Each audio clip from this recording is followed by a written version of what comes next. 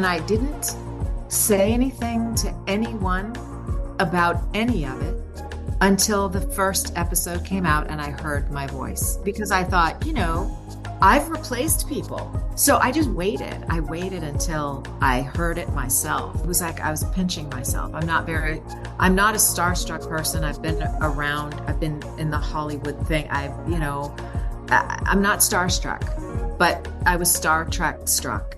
I truly. Hi, I'm Bess. You may know me as the voice of Sirena in Star Trek Picard. And this is Trek Untold.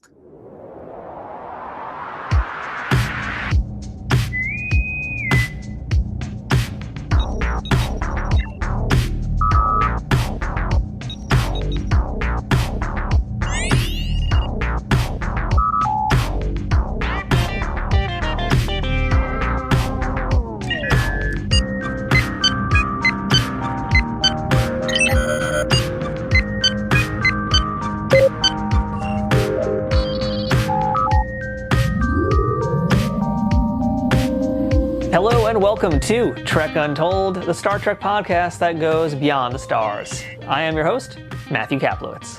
One of the most overlooked sounds of Star Trek isn't the hum of the warp core or the pew-pew of the phasers, but the voice of the ship's computers. There aren't many performers who have done that specific role, making it really something extra special in the franchise. Once you're the sound of the ship, you are that ship until that show is over. So today, we're chatting with one of those performers and getting to know the person, and in this case, the face, behind the voice. Bess is the voice of La Sirena on Star Trek Picard, as in Captain Rios' ship from the first and second season of that series. But besides her time as La Sirena, you've also heard her voice in The Last of Us 2, Mass Effect Andromeda, Final Fantasy 15, Fallout 76, Cyberpunk 2077, Lara Croft Rise of the Tomb Raider, and many more things. When she isn't doing her voiceover work, she's teaching others her skills through classes and instructional videos on her YouTube channel. So let's spend some time getting to know an artificial intelligence that's traveled the galaxy and through time,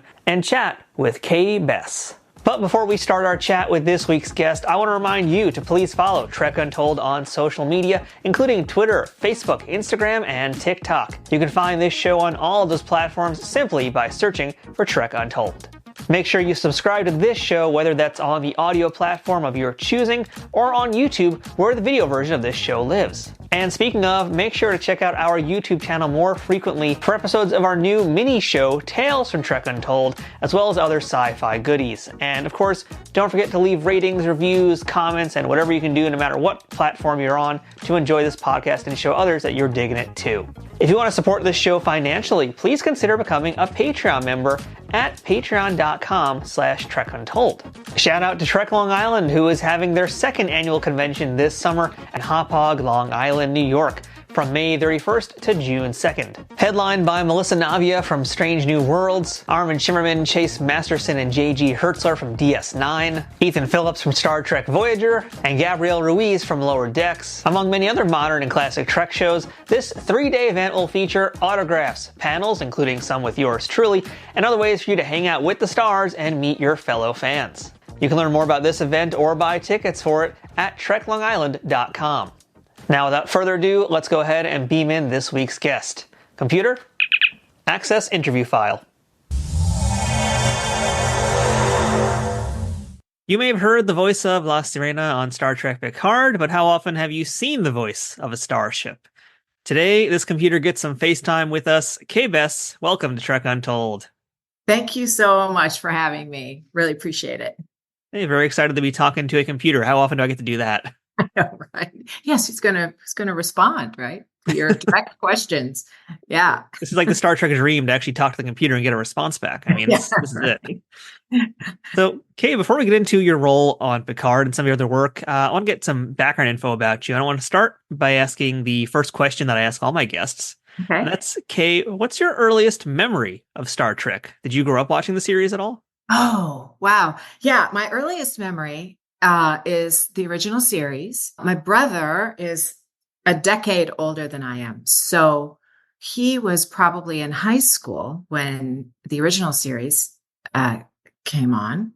And I was a little girl. And I just remember it sort of peripherally. I didn't sit and watch the episodes and stuff like that. It seemed like such a grown-up show to me, when I was sort of used to like the banana splits and the monkeys and, and things like that. So it was very much like a grown-up show. But that's my very first memory of the franchise of Star Trek, the world of Star Trek. You just imagine the monkeys running around the set of the Enterprise. Right. Somebody be going out the airlock. I know, right? Yes. I think they all would have gone out the airlock. So. Inevitably, yes. Yeah. Can you tell us where you grew up, who your parents were, and what they did, and what little Kay wanted to be when she grew up? Oh, my goodness. Yes. I grew up in Goleta, California, which is a sister city right next door to Santa Barbara, which may be a more familiar name to people. It might not be, but so Santa Barbara, California, it's a coastal town about 100 miles north of Los Angeles. Beautiful, beautiful, beautiful place to live and grow up. And, you don't appreciate that till you're gone. And then you go back and go, wow, I grew up here. It's crazy. My mother was a high school English teacher, grammar teacher. She also taught Shakespeare and literature of all kinds. And my father was an American Baptist minister, preacher. And I learned a lot from both of them. I think they both influenced the way I speak. They both were very astute with language. And I have a great love of language. So I know they seriously, heavily influenced me in that regard. I wanted to be so many different things when I was a kid. I definitely wanted to I loved music and I loved singing, and I started singing from a pretty early age. And I had a bit of an early love affair with the piano. And yeah, I don't play though, which is really interesting. I was talking to a friend of mine about this. It's like, I felt like there was a period of time when I was really, really young where I had kind of an affinity for the piano, and then I just let it go and it kind of left me. And I think about sort of how magical children are, that they can do things without fear and without thinking, do I know this or not? They just do it, So I definitely had that. I wanted to be a singer. And when I was in probably 5th and 6th grade, I had a fantastic teacher for both of those years in school. The same teacher. He took his entire class from 5th grade into 6th grade, which was an unusual move, but it was kind of cool. Albert Zanana was his name. And shout out to Albert. Shout out to Albert Zanana. Yeah. One of my favorite teachers, most influential. In that Watergate, the scandalous Watergate was going on at that time. That was the early to mid 70s. And so he would do sort of these mock trials. It was very interesting. And so for a period of time, I wanted to be a lawyer.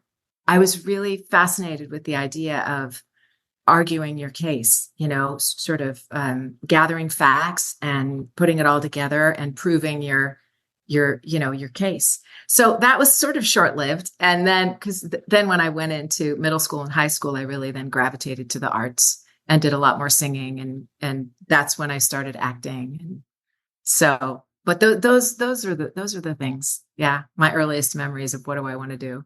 It's kind of fascinating because you mentioned, what you're around. You're around someone who really is, you're around two people who are all about the text. And yes. A lot of times I talk to performers and we'll talk about, the script that you're reading, it is the word of God. In this case, you're talking about someone who literally is decoding the word of God, right? Right. So, yeah. How is that analysis? Yeah. How has that analysis like affected the way you perform and the way that you would ingest material to perform? Well, everything. It's, I'm of the school of thought, and it's not new, but I think that most major acting techniques employ this, that everything that you need for the character is in the text. And so learning how to exegesis, the act of exegesis is what they refer to it in theology, sort of mining the text for the real meaning, is I definitely, that's true. That is what I do when I have a character to flesh out. It's all there. And so, so understanding the text and kind of just diving in, and I mean that really from in commercials, as well,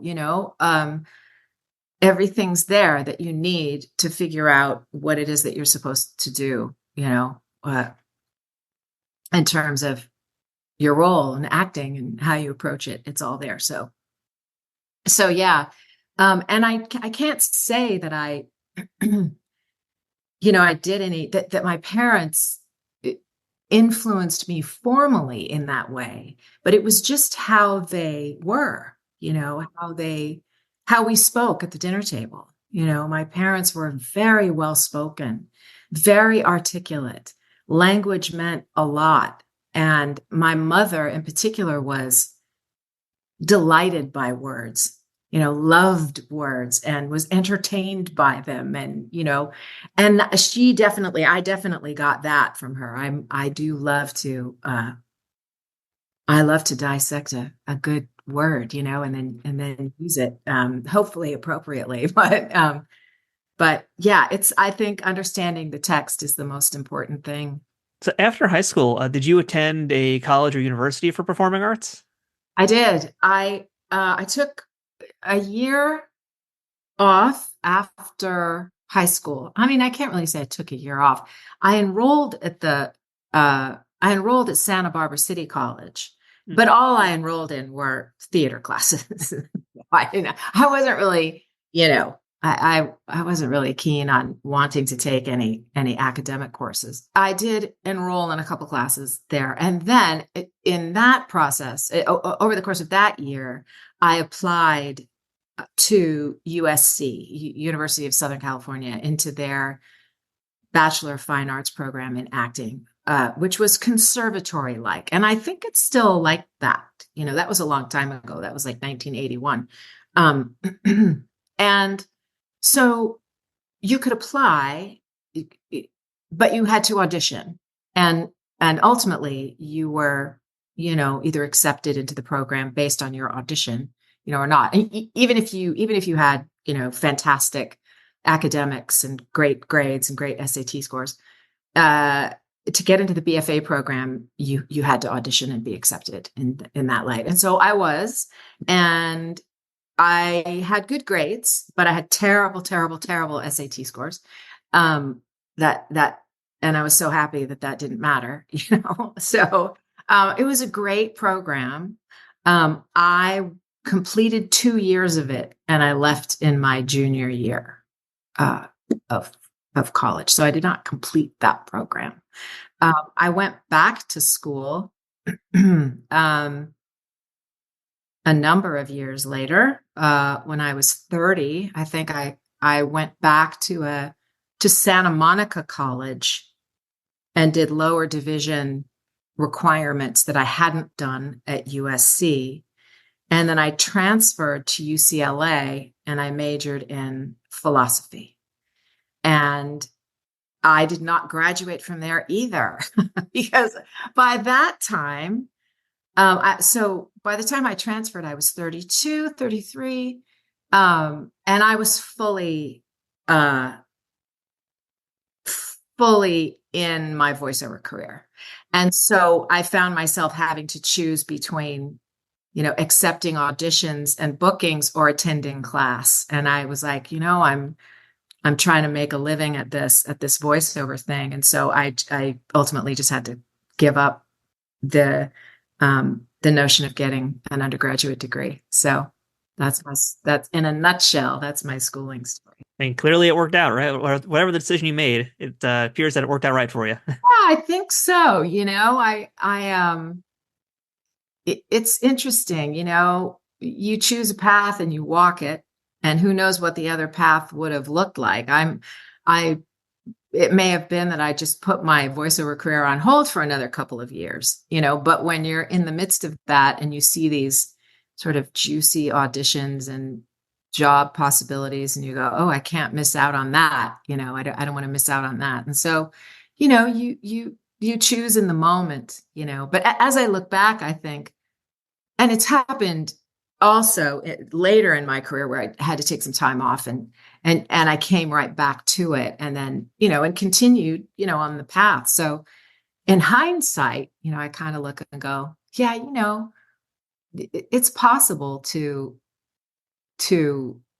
make a different choice and then come back to the thing that you want to do. That's definitely a possibility. It would have looked different, it would have been a little bit of a different path, but I think it would have been in the same general direction. So if you don't mind, Kay, I kind of want to paint the timeline here, if you will. So Sure. You mentioned that you are pretty much, working pretty early on as far as like your academic career goes, right? So can you recall when your first professional gig was and what your first professional gig was? Absolutely, I can. In voiceover, yes, I can. The very first job I ever did as a paid actor was, I think this is the order, might be out of order by a year. I did an episode of Steven Spielberg's Amazing Stories, and I played a nurse, and I had one line, and the line was, "It's a miracle." And the episode was Dorothy and Ben, and it was about an elderly man who awakened from a coma, and I think communicated with this young girl, And that was the job that secured my SAG card. That was the job that got me into SAG. And this is sort of funny, a year or two before, I had dated one of the executive producers of the show, John Falsey was his name. And he and his partner had a string of writing and producing credits in the 80s, in the early 80s. Saint Elsewhere. These shows are so old. The White Shadow, Saint Elsewhere, but they were hit shows, So he was a pretty prominent producer, and here he is, of course, producing, I think with his producing partner. I don't remember, but here he is producing the Steven Spielberg series. And I saw that, we stopped dating on good terms. We didn't date very long, but I saw that he was producing, and I was like, I really need my SAG card. I wonder if there's a spot on the show, So I called him and I'm like, John, can I take you to breakfast? And he's like, sure. So we went out to breakfast. We went to Junior's Deli in Westwood. And I said, I need my SAG card. I am, it's like, that's the barrier to, getting into the business and being attractive to agents. And at the time, there was only union work. That was it. So that was the way that you stepped into the business. So, and he was like, let me check and see what we got. He said, we just have one episode left in the season, but there might be a part in there for you. So the next day I got a call from casting, and they said, we'd like to have you come in and read. So I went to Universal Studios, the lot, and I went into this casting office, and I sat down. I truly had one line, so they were like, can you say the line? I'm like, yeah. So I sat in this chair and I was like, it's a miracle. So I think they were just sort of checking me out to see if I was, somewhat normal, of a person, and looked like I might be able to play a nurse, So then the next day they called and said, okay, we're going to book you. And I was on that set for 5 days, and I was paid like at a supporting level, which back in the day, it's like you were either, a starring, or you were, also starring, or So I was paid daily. It wasn't like an under 5, which was a new class of payment through the union much later than that. So I made so much money on that for back in the day. like leads today on, a guest star on a series would never make what I made back then on that. It was ridiculous. I still get residuals for it, but it's like, 12 cents, but It's a miracle. it's a miracle. I know. So I worked on that. That was my very first sort of job. My very first voiceover job was in, I want to say 1986, 86 or 87. And it was for a commercial. It was a radio commercial for a brand new car company called Mitsubishi. I've heard of those people. Right? So there was a time when there was no such thing as Mitsubishi. And then they were introduced to the United States. And so it was a radio spot for the car company. And the whole premise of the spot was I was explaining to this guy that I was talking to, that I had just bought a new car, and I said the name of it. And he was like, what? What's the name? I'm like, Mitsubishi. It was one of those kinds of commercials, but that was my very first voiceover job. I had sung a few jingles in Santa Barbara, and every once in a while somebody might say, can you just read that line right there? And I'd go, yeah, sure. That didn't really feel like, I didn't know what I was doing, and I didn't know.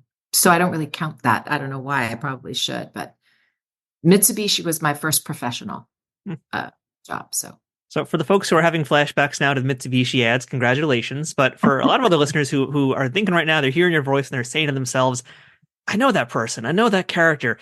Do you mind running down just a few of the characters you voiced in video games and in animation for us? Persephone Brimstone in Agents of Mayhem. That's a game, that was one of my favorite characters ever. And the game just totally flopped. It was a total flop. So even though I look and I go, oh, that was my first really, really prominent role. It was such a bummer because it went nowhere. I think it initially sold fewer than 30,000 units. I mean, it was really bad. That's a great lesson to learn, though, right? At a fairly early time in your career, you learn that, even your best work doesn't mean it's going to necessarily be, the best selling thing of all time. Yeah, that's exactly true. And, because it was coming on the heels of, it had initially been part of another franchise that was really, really successful. And then at some point in the production, they decided to sort of separate it from that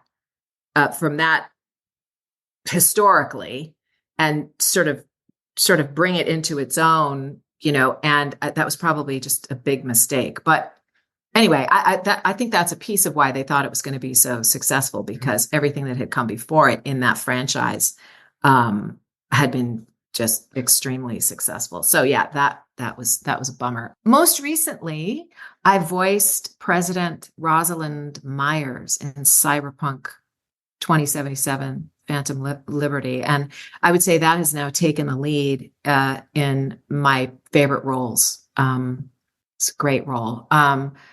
Troll Hunters, the Guillermo del Toro series. I played Belrock. I voiced that along with Piotr Michael, who we shared that role, which was really interesting, to record. He recorded first, and then I came in and sort of matched all his phrasing, and it was fascinating, and I loved doing that because I had been a background singer. I knew how to phrase. I knew how to match someone else's phrasing. It was very comfortable for me to do that, to just listen and to follow, all the while, creating my own piece of it, but just matching his initial phrasing. Right? It was really fun. And then let's see, Kipo and the Age of Wonderbeasts, which is a DreamWorks production, and I played Ida, who was one of the three goat sisters, which was like so funny, right? And they make cheese, right? So they like, and obviously they make goat cheese, and so it. They were just comedic relief. It was a little bit like Betty White and B. Arthur and Rue McClanahan, the Golden Girls of Kipo, and the Age of Wonderbeasts. I played a total ditz in that, which was really fun. Then I was a Seraphite in The Last of Us Part 2, so I'm all over that game, but I'm not a specifically named character. But I mean, I did more sessions for that game, I think, than any other game I've ever done. Like it was a lot of work and a lot of vocally stressful work. So I also know from the Tomb Raider universe, you are Anna, right? I forgot about Anna and the Rise of the Tomb Raider. Yeah. Yes. Oh, that too. Like, I feel so lucky. I got these like really juicy. That is a meaty role, yeah. And then the Tomb Raider reboot, no less. Yeah. Yeah. Yeah. Really great role. Loved it. That was my first role in video games. It's not funny. I knew when I auditioned for that thing, I was like, oh, I think I have a shot at this, you know? And then I wasn't cast. And then a long time, like 18 months or so, maybe 2 years, 18 months or so, I got a call and they were like, yeah, we want to cast you. I was like, what? What? You know? And they had decided, you know, the woman that they had cast was a Brit, as was Camilla Luddington playing Lara. And I think that they wanted a more distinction between the two characters. So they replaced the voice, right, of Anna with mine. And so I did that very quickly. You know, it was 2 or 3 sessions and they kind of worked me. Great director, though, Philip. I think he pronounces his name Baki. It might be Bach. I'm not sure. And 3 weeks later, the game was out. Wow, that's like, fast. You know, yeah. So it was like I was the last thing that they did on that game. It was like I think that they had completed it and they were like, "Oh, this isn't working. Like their 2 voices are too similar. We need somebody else to play that role." So I think that that's what went down. But man, that was fun. That was great. Again, why is it so great? Because the writing was so good. You know, which was the same with Cyberpunk 2077. Yeah. The same with Troll Hunters. Even Persephone Brimstone in Agents of Mayhem was a well-written character, you know. The problems with that game were all technical, you know. They weren't artistic problems, they were technical problems. They released too soon, you know. So those are kind of my favorites in the realm of animation, you know. I've just played small roles, you know. At the time when I was kind of getting into animation, DreamWorks was really coming to the fore as a creator of new series and new content. And so there were a lot of auditions that I got from DreamWorks, and that I think they just really liked me, you know. And so over the course of time, even though I auditioned for 4 years in animation before I booked my first role. Oh, wow. Yeah, it was a long time. But then I just had this string of bookings for series with DreamWorks. And I think I kind of, for a period of time there, I think they sort of saw me as a really utilitarian player. Like I could do a lot and I could come in and I'd work quickly and, you know, all those kinds of things.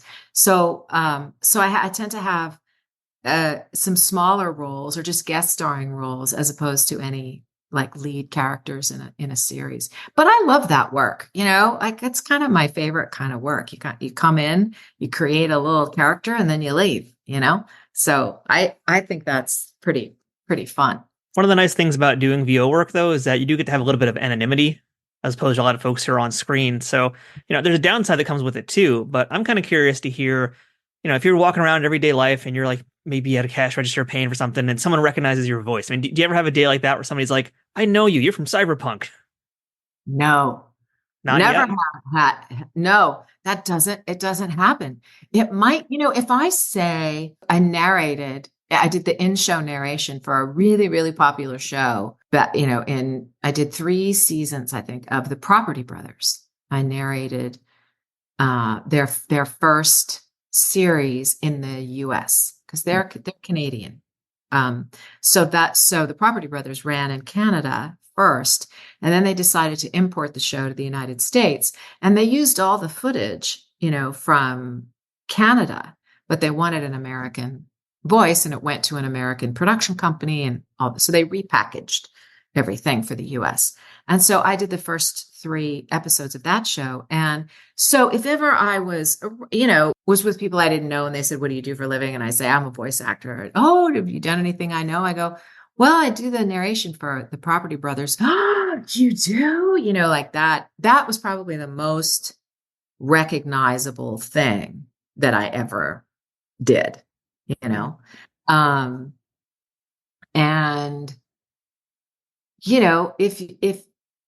if somebody is a gamer, and I say, "Anna, Rise of the Tomb Raider," they go, "Oh yeah, I know that," So, but no one's ever said, "I recognize your voice." No, it's, I'll walk up at Starbucks and they'll say, "Can I have a name for that order?" And I go, "Hey," and I want to say a handful of times people will say, "Every kiss begins with K." I'm like, yeah. I wish I would have done that commercial, but no, I didn't. What you have to start doing at Starbucks is now just ordering and giving the name of characters, and then you have an excuse to start doing that.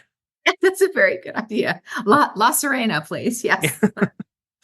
That's my name. So what do you think has been one of the more important parts about the growth of your career? I mean, do you think it's more important to have the ability to do a range of characters, or just be in control of your natural voice as it is and being able to do different things with it? Not necessarily doing the crazy characters, but just being yourself, but manipulating that. Well, I think it's a bit of both. I think that the reason that I've had a long career is because I do both. Because, up until probably 2012, so what is that? Just 12 years ago, all of my career was commercial, promo, narration. I would do some live announcing, which was a lot of fun and very different because it's live, but I got to 2012 and it was like, there was kind of work really fell off for me. And I sort of at this crossroads, like, well, do I figure out something else to do for a living, or do I figure out something more to do in voiceover? And ultimately I was like, well, I know voiceover, so it would make the most sense to just try to expand, what I'm doing now. And so I asked my agents if I could start auditioning for video games and animation. And they said yes. And thank God for them. I mean, some agencies will say, no, that's not what you do. You're a commercial voice actor. You do promo. So let's just stick to that, But my agents were like, yeah, we support you and encourage you. Yes. So yes, we will. So I was auditioning a little bit, and then I got some feedback, from my agent and from a casting director. And they were like, yeah, they're good auditions, but they're not really, they don't really stand out. They're not really well developed, and not very connected. And I don't really believe that you're talking to another person. And I thought, oh man, that is some fabulous feedback. Like I came to LA how many years ago to be an actor, and I was clearly not employing any of those skills, So I went back to acting school, and I enrolled and auditioned for a 2-year program in Meisner technique at the Ruskin School in Santa Monica. And after I was in that program for about 3 months, I started to book video game work. It just changed everything. And so then through the course of the next decade, that became the majority of my work. And then I pressed harder and longer to try to break into animation, which is, the the people who have established themselves in animation are extraordinarily talented, and they've been at it for a very long time, and if you have, if you have a particular person who's been around for a long time and they have the lead in something, and they can get 4 characters from that person, why would they hire me to do an incidental role when they can get, Debbie Derryberry to do an additional 3 lines of another character? Like she could do that easily, and so it just takes longer, right? They have to come to trust you and all of that. So, but video games, and now I would say dubbing, have become the bulk of my work, and there again, dubbing is an interesting thing because it does require acting chops, but it also requires this ability to follow the actor. Again, it's like singing background vocals, like you have to follow what they're doing and how they're playing the role, and you have to meet them there, They just require different things, and I think being able to do variations of myself, in commercials and narration and promo is one thing. And then being able to fully flesh out characters and use my voice differently is another. And I think that's what makes it interesting. And that's why I've never been bored. I've done this for almost 40 years and I've never been bored. That's kind of remarkable. I think if you just do one thing, you could probably get really, really tired of it after a while. As much as no matter how great the work is, eventually you're like, oh, I can't, can't bear it anymore, So I hope that answered your question. I think so. Yeah, it's both and, it's yeah. Hey everybody, we'll get right back to the interview in 1 second, but I wanted to remind you all to check out Trek Untold over at Patreon. Patreon is the best way to directly support creators of things you like through a monthly subscription of an amount that you can choose. Trek Untold has a few different tiers already with different benefits, ranging from early access to episodes, the ability to ask a future guest questions, exclusive merchandise, and other bonuses that I'd love to offer, but first I need to grow that Patreon community to do that. Trek Untold has been around since mid-2020 and has grown a ton since then, thanks to listeners and viewers like you.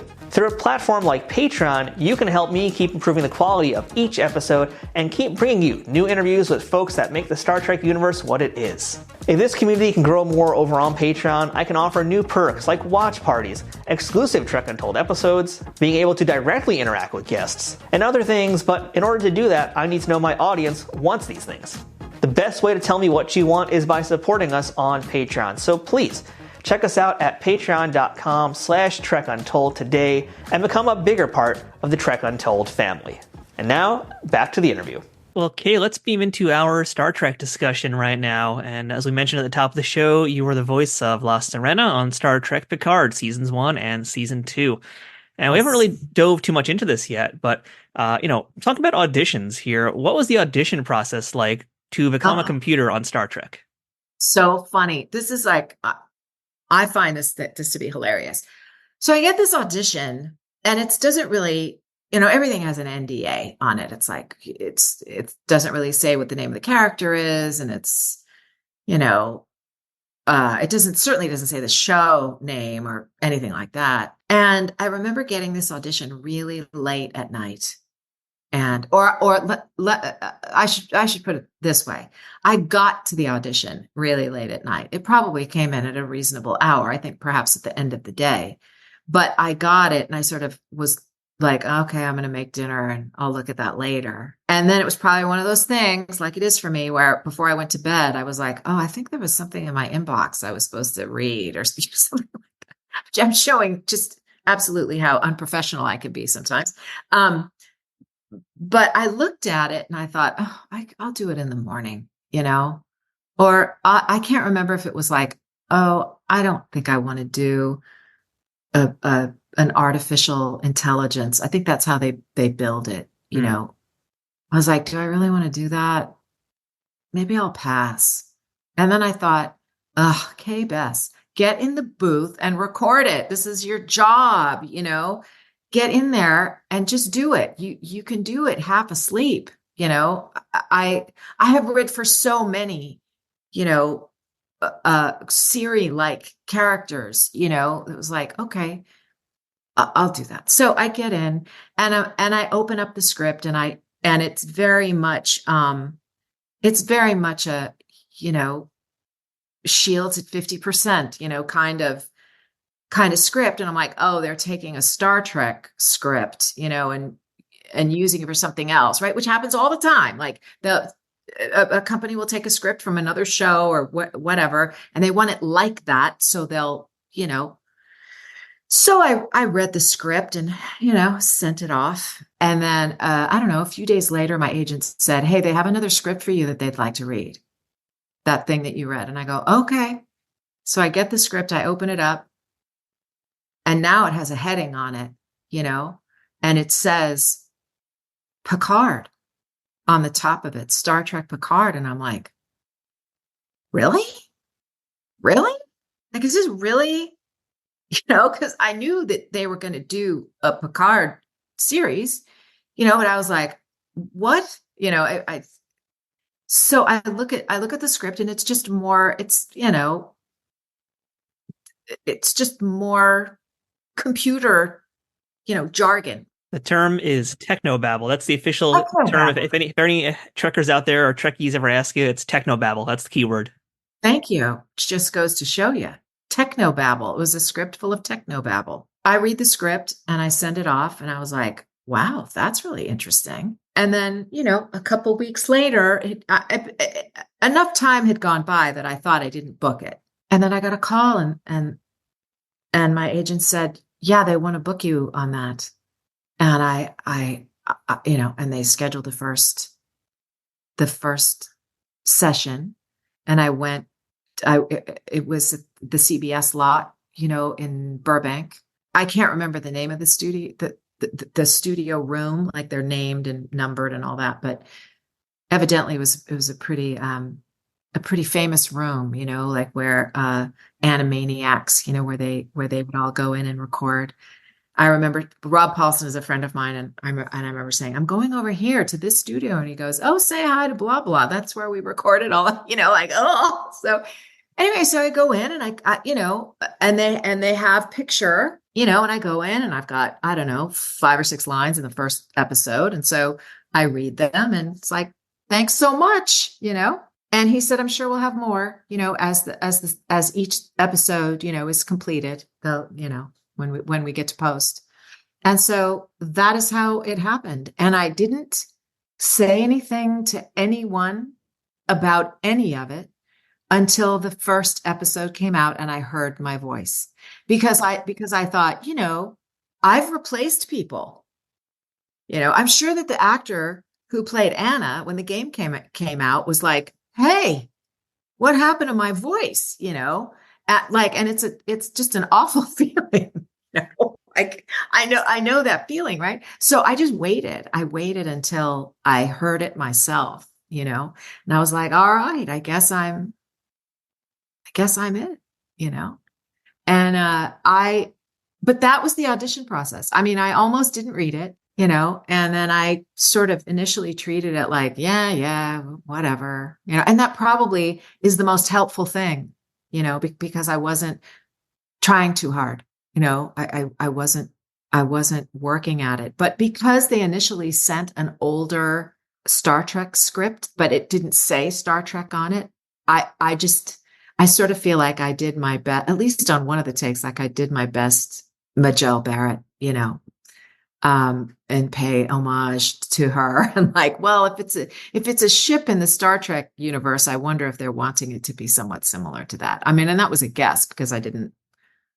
You know, if they're sending this script, they must want something like her, you know, that kind of thing. So that's how it went down. And then COVID hit.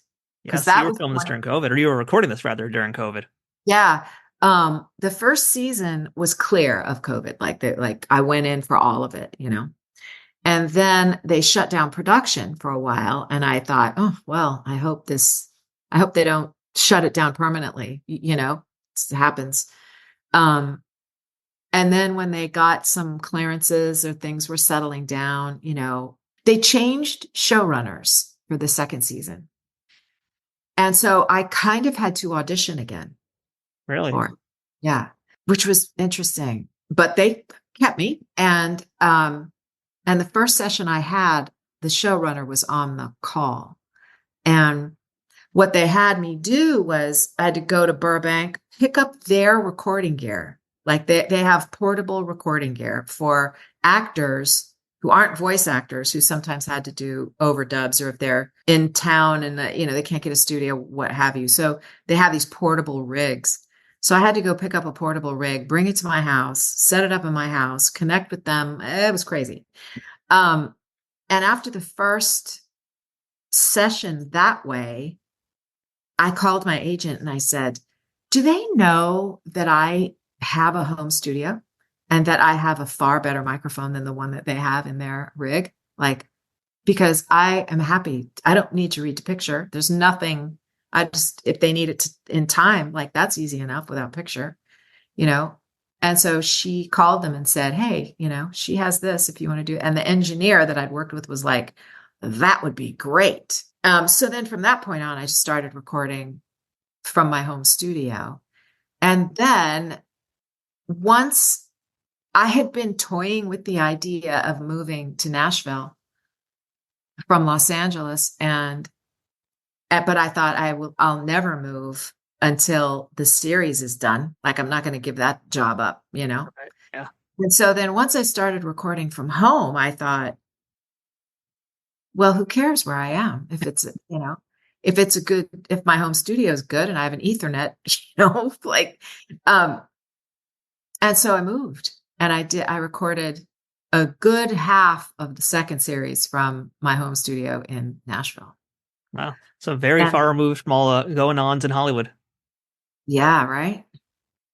Crazy. But, lots of people were recording with home studios all during COVID, and everybody kind of got used to it. But I'm sure that it'll have an effect on, I'm sure that my work will slow down a bit because I'm here. It happens. But the people that know you and have worked with you before and want you, they'll do what they can, and then, I watched the end of the second season, and I was like, oh, well, there goes the ship. like it's now in the hands of the Borg. And so, I don't think anybody cares about the ship. It's it's all about coming back together with, the TNG cast, which frankly, that third season really needed. And I was so happy. I was so happy. I loved the third season. I mean, the third season, I thought it was great. So I was happy to be in two seasons, I'm thrilled to be even marginally associated with the franchise, just in my own tiny little way. But it was a great experience. I loved it. You're in good company. I mean, we're talking Majel Barrett. We're talking like Julianne Grossman from first season Discovery, Bonnie Bell Gordon on Prodigy. I mean, there's not a lot of folks who do computer voices. So 2 seasons, still pretty great. Yeah, exact 2 out of 3. Not bad. Right? Yeah, you already kind of answered my next question here. I think a little bit, because I was going to ask you, since the auditions, and we've heard this story from a lot of other actors who've been on the modern Treks, we know the auditions are always very top secret, hush, hush, don't tell anybody. And chances are you don't even know when you're auditioning that it's for Trek. So when you're actually doing this work, how much do you know? Are you being given a full script? Are you being given just your specific pages, or are they just handing you your lines and that's it? Just my lines. Just your lines. Okay. Yeah. Just my lines. And, then when with the first season, when I went in and I read to picture, I got to sort of see what it looked like, but it wasn't I didn't get any full context, but that was fun. I enjoyed going in and I enjoyed reading to picture. That was exciting. I remember once the engineer said to me at the end when we recorded the last session of the first season, he said to me, "Are you going to the screening on Thursday and the party afterward?" And I go, "No, like I wasn't invited." I mean, it's like I'm post-production, it's like you're sort of a character, but you're not, I'm not interacting with anybody there. I never met anyone, of the cast, although it must appear that way, right? That if your name is in the credits along with everybody, and there you are, like, right next to Jerry Ryan on the IMDb page, it sort of looks like you're a big part of the family, It's like, yeah, I was never on set, so I just thought it was so funny, like, oh, I wish, but they'd be all like, and you are like, who are you? Like, I mean, I'm sure if you just said like red alert in their ear, they would know right away. Right? Yeah. Exactly. Like, speaking of, we mentioned the technobabble a little bit earlier. Yeah. Did you have some problems, or did you have any trouble like dealing with those technobabble kind of words and terminology? Nope. I knew it because I watched Star Trek. I did not watch TNG or Voyager first run. I started watching TNG in 2003. Right after my daughter was born. My husband at the time was, he liked TNG. He wasn't a huge fan, but he liked it, and it was playing on BBC America. It still is. It's fantastic. I don't have cable anymore, so I watch it on Paramount Plus, and he it would come on and we'd watch it, and and I'd say, "What's going on? Who is that? What's that? Who are they?" He's like, you should watch this series. You would like it, So at some point, in the run on BBC America, it kind of caught up to the first episodes and then went through. And so I watched it every day, and I have not stopped since 20 years now. I have been watching Star Trek TNG. I watched it, I don't know how many times I've seen the entire series through. Then we bought the series on DVD, and then at some point I was like, well, what's this Voyager thing about, And then I started watching Voyager and I thought, wow, I like this almost even better, than TNG. The characters were really fully fleshed, and the storylines were really intricate, and and then the Borg thing, and I haven't stopped. I have watched both of those shows hundreds of times, and so the language was all really familiar to me, and then I think on top of just being a word nut and loving language, and that all just kind of came together. So I didn't have any trouble with any of it. It was all very, very familiar to me. So yeah, which was cool. It's good to hear that you're part of that like second wave, let's call it, of like Trek fans, and that's thanks to reruns, on BBC, and that's thanks to like more recent times, the great binging that happened during the COVID era. Everybody's going back to Star Trek all of a sudden. Yeah, I'm trying really hard to watch DS9. And I don't know why I'm not attaching to it as much as I did those first two. I'm not quite sure, but everybody keeps telling me like, keep going, because it really does, kind of sink in. So I was just going to literally say that to you, because that's my favorite. And I always tell people like first season, especially, they're still trying to find their way. But honestly, even by like the 10th episode of the first season, I feel like they really start to figure out what they want to do. I think it really kind of melds by 3. But yeah, definitely stay with it. If you have to do it in small doses, do it in small doses. Right on. All of the series go through that. I mean, the first season of TNG is like, whoa, like, wow, there are a couple good, really good sort of juicy episodes, but there are a lot that are like, what, where are they going with this? And it's the same. It's the same with Voyager, and Janeway really finds her feet, several episodes in, and man, does she just become this remarkable captain. I think she's my favorite captain, and I was telling someone on a different interview.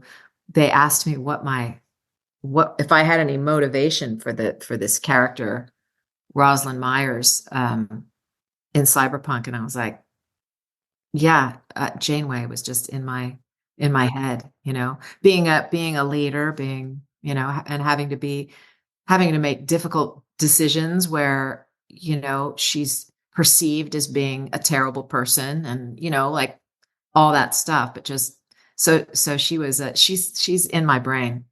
She's definitely in my brain. Wow. So that was your time on Picard, but looking forward here, I mean, are you still interested in being part of the Star Trek universe? And I mean, there are plenty of other things out there besides, Picard. Now we still have Lower Decks in the animation world. We've got Prodigy, hopefully, assuming that does continue past two. But do you still want to stay involved in this franchise?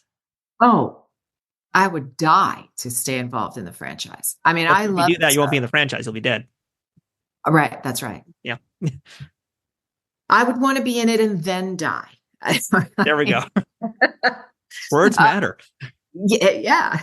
Oh yeah. I mean, that would be totally thrilling, truly. And it's kind of like, I want to say, I think I know the director of, at least he directed the first season maybe of Lower Decks. And I sort of feel like I should be able to call him and go, hey, at least send me some auditions. But yeah, I that would be thrilling. I truly love the franchise. I love it.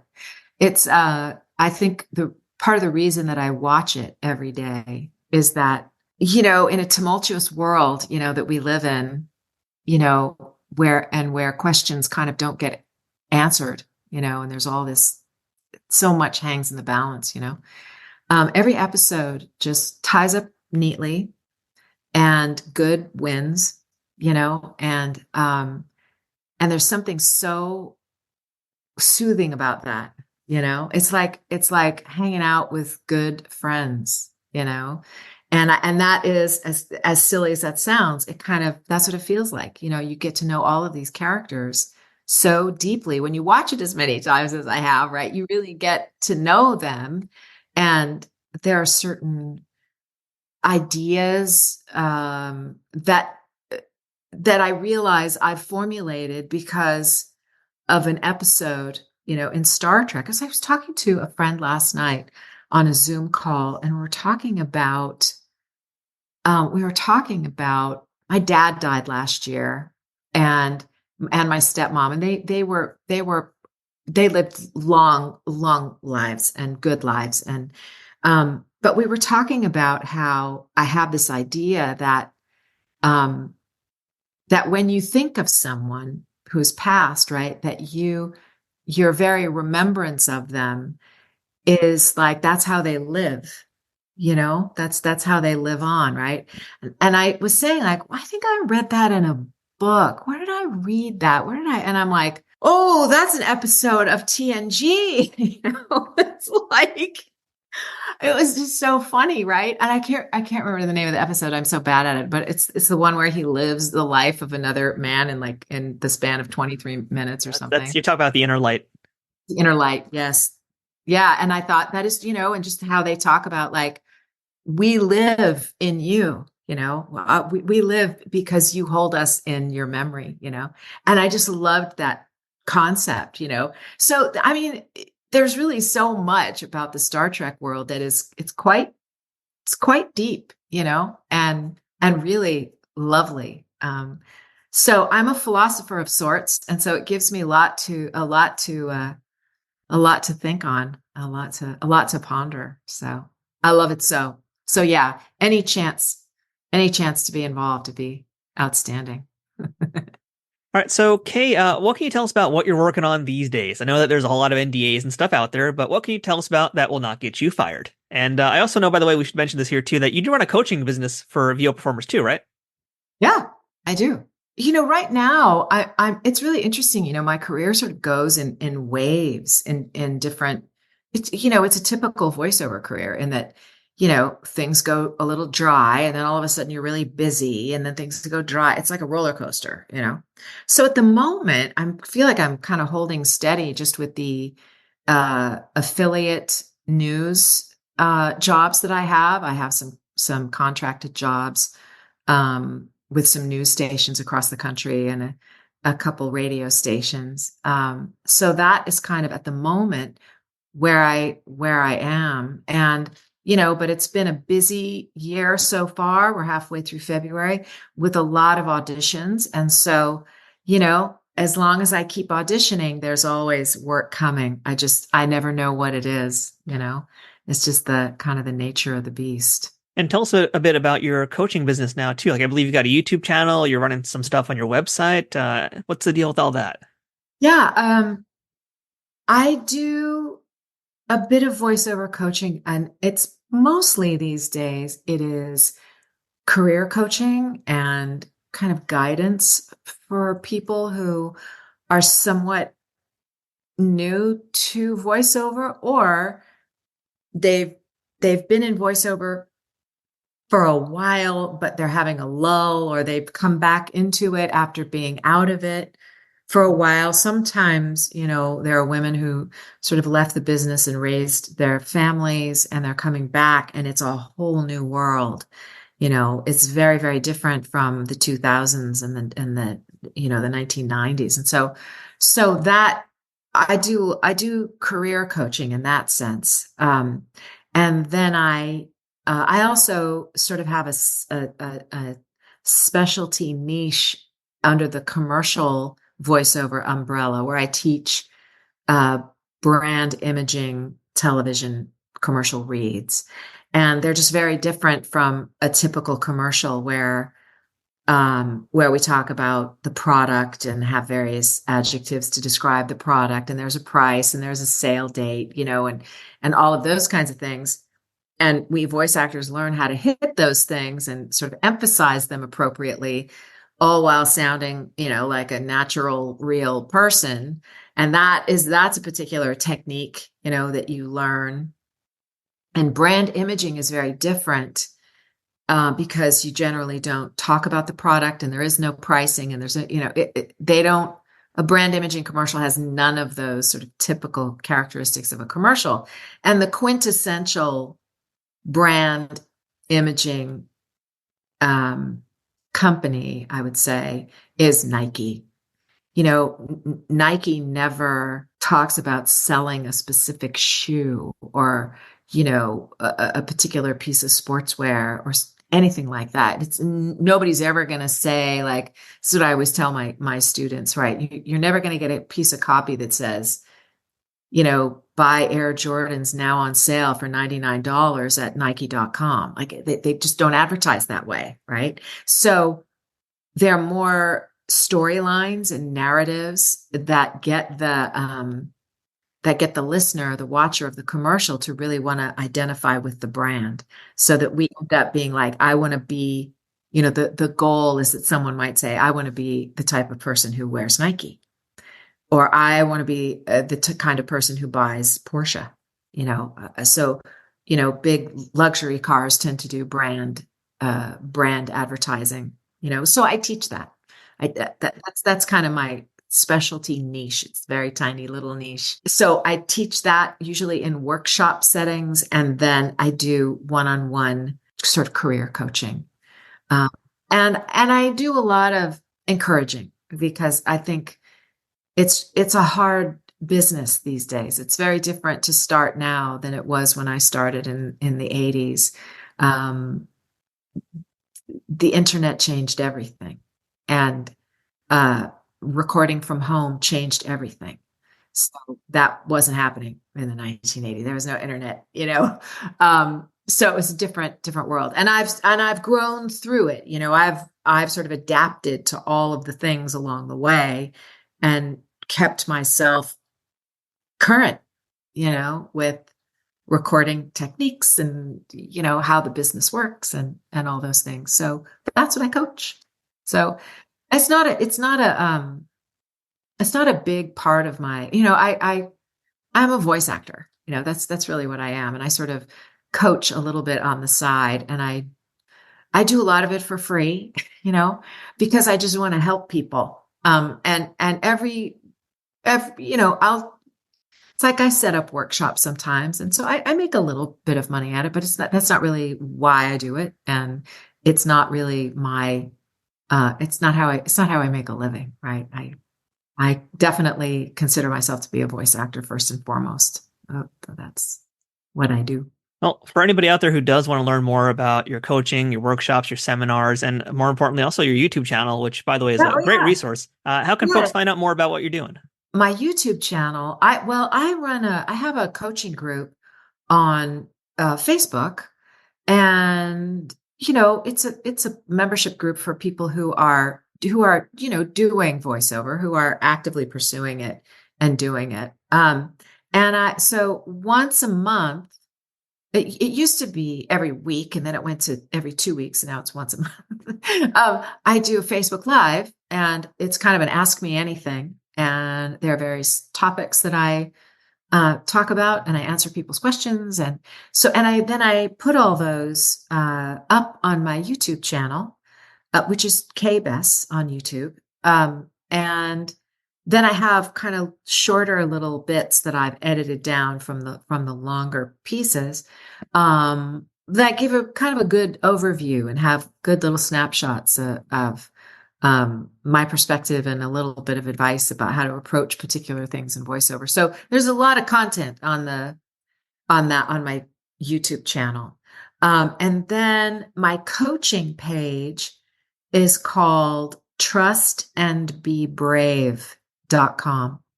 Trustandbebrave.com.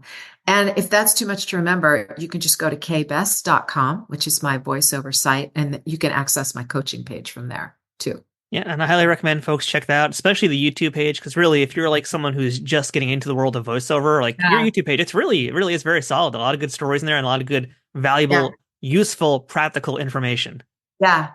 Thank you. I appreciate that. It's, I'm happy to have all that stuff up there, and again, I think a focus of my coaching too is that I think it's really important that people have good, full, rich lives.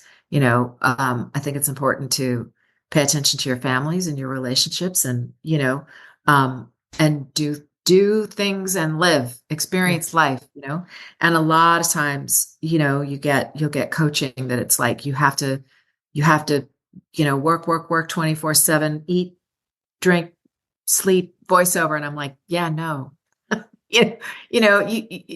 The thing that we do as voice actors is that we impart by way of our voice, the human experience, right? And if I don't have any human experience in my life, if I don't know what it's like to be in a relationship, or I don't know what it's like to have children, I don't know what it's like to have my heart broken, I don't know what it's like. It's like, I don't know what it's like to go walk out in the cold, and feel what that feels like. It's like, what do I have to share? How can I impart that in the work that I do? So I'm just I'm a big proponent of balance. You have to balance your career with some real life stuff, and it just makes you a better voice actor. So there's a lot of that in my stuff. I'm about to give you a new slogan for your business now. It's do voiceover and live long and prosper. That's basically what you're describing right now. It's fantastic. You could have that for free. Do voiceover and live long and prosper. Yeah, that's fantastic. Well, Kay, as we're winding down here, it's time to hit you with the lightning round. This is where I throw some tough questions at you that everybody's like, oh, lightning round, easy. No, this is the worst part of the interview. So here we go. Okay, what was the best day you've ever had on a job, and what was the worst day you've ever had on a job?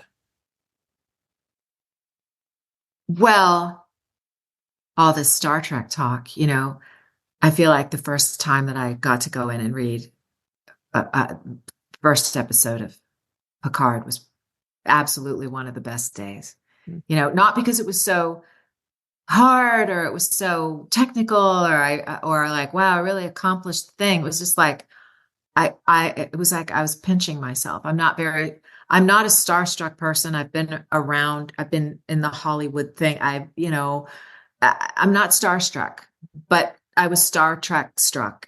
I truly and so that was so exciting. My worst day on the job was one time when I had been the spokesperson for a grocery store chain in the Southeast, Publix, for a couple of years.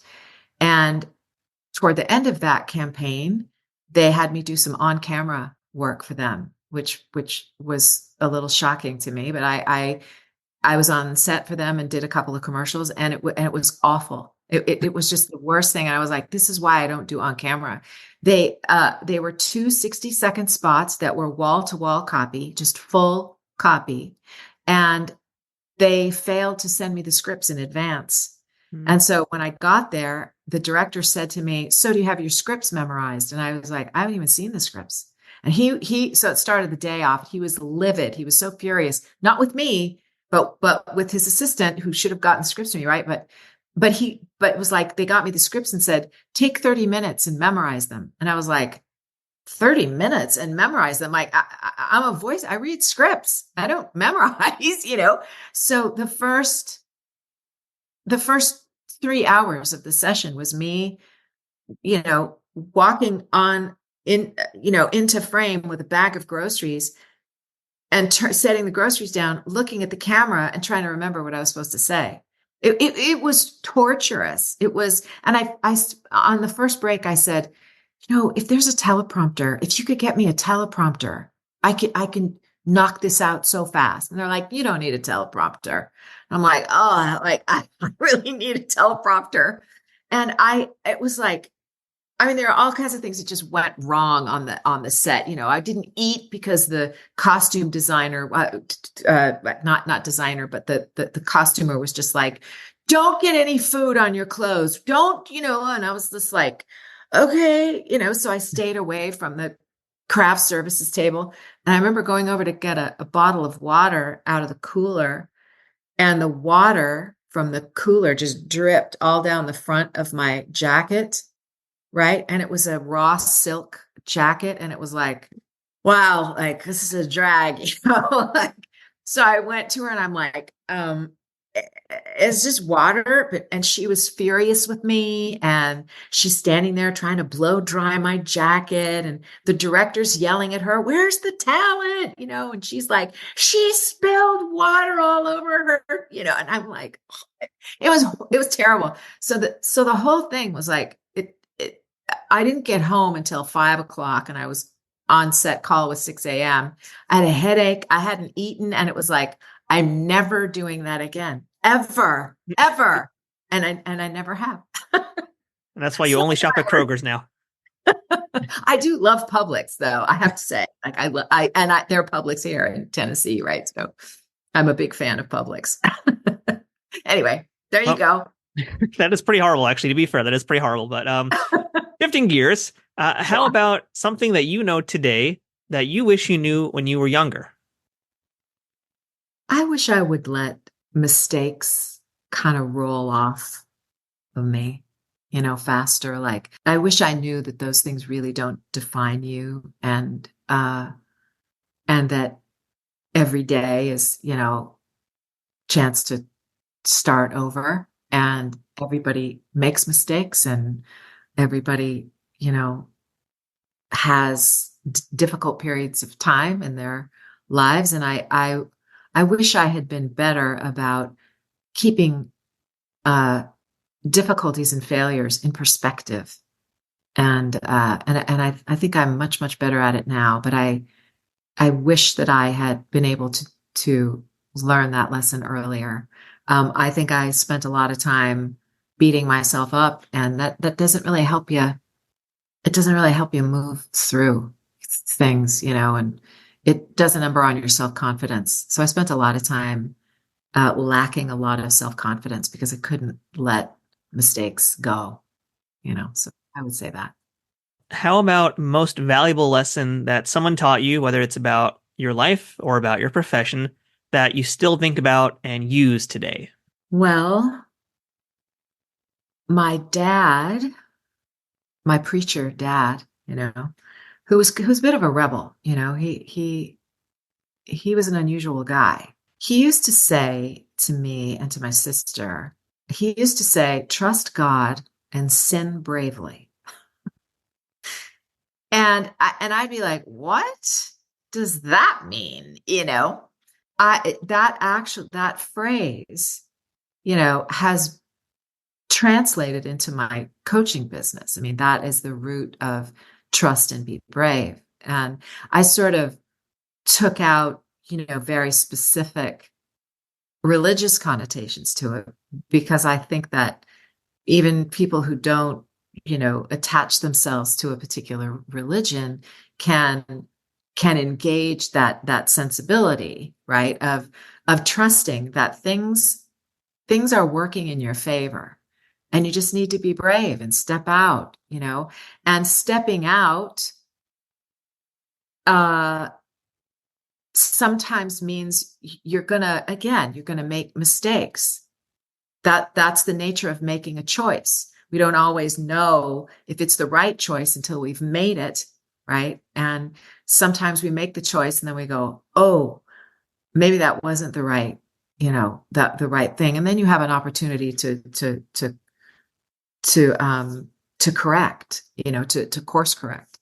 And so I think the notion of trusting and being brave, like being willing to step into life, which means that you're bound to make mistakes in life, but you have to make choices, right? Because there's nothing worse than being stagnant and making no choice, because then you haven't lived, So I think that was what my dad was trying to impart to his children, to go ahead and live, and you're bound to make mistakes, but it's all right. You are held, you are loved, and trust that, So, and I absolutely carry that with me. Absolutely. And I try to impart it to other people as well, which is, again, the whole thing about, it's a piece of how I coach, like, don't get too wrapped up. I had a client come to me the other day, was like, I'm stuck on my demo and I can't make any progress. And I'm listening to this person and they say do this, and this other person says do that, and I don't know what to do. And I'm like, just make the demo, just finish the demo. It's not your last demo. It's your first demo. And you'll progress, and it'll change. In the 6 months, you'll go, I think I want to replace a piece of that. And you will. Like, just make the choice, just step out. It's not going to be perfect, but just make the choice, So. Yeah, I've heard like similar advice on the show before, but never quite phrased like that. So I really like the way that one was packaged. That's some great advice there. Thank you. And last thing for today, Kay, what's the best thing about being a part of the Star Trek universe? Oh my gosh. What's the best thing? It's just the thing itself.